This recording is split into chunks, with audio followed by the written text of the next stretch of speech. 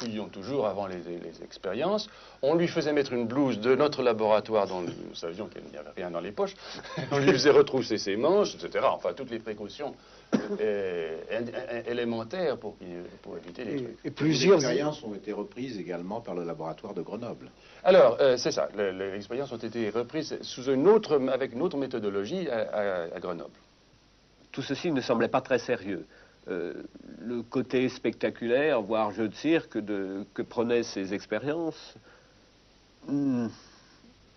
m'indisposait beaucoup, et je l'ai déclaré d'ailleurs à M. Crussard, il s'en souviendra. J'appelais au centre de recherche de Borep les ovnis de M. Crussard, les objets fléchis dans des conditions non identifiées.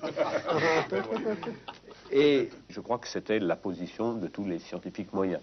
En effet, notre formation ne nous a pas appris qu'il était possible de déformer un matériau sans qu'on exerce des forces mécaniques. J'ai procédé avec un de mes collaborateurs une expérience qui avait comme objectif non pas de convaincre qui que ce soit, mais de nous convaincre nous-mêmes et de convaincre M. Crussard qui vraisemblablement il était dans l'erreur. Nous nous sommes posé la question de la manière suivante. Quelle est la force que l'homme le plus fort est capable de développer sur un barreau? Quel est le barreau qui est réellement intordable? Et nous avons réalisé ce barreau. Et nous avions placé la barre de notre conviction à ce niveau-là.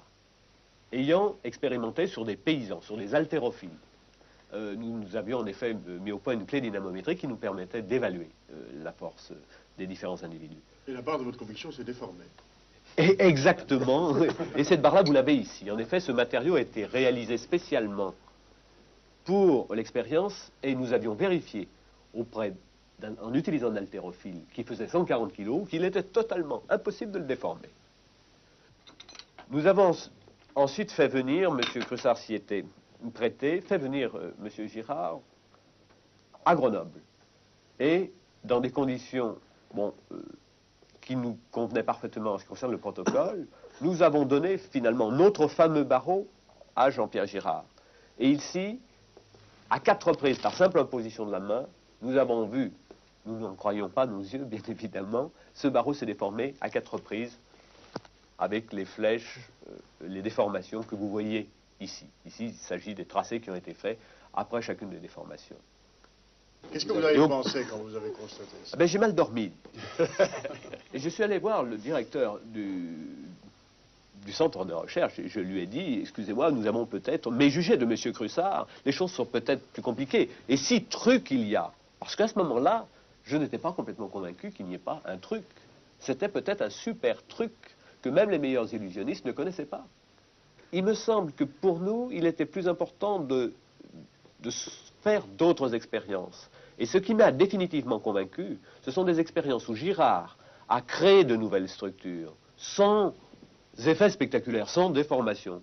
Des expériences qui ont été faites dans des tubes de verre, où on demande à Girard de durcir le métal, ou de l'adoucir dans d'autres cas, et qui nous montrent, avec une bonne reproductibilité, 4 fois en ce qui concerne le durcissement, qu'il y a une modification de la structure.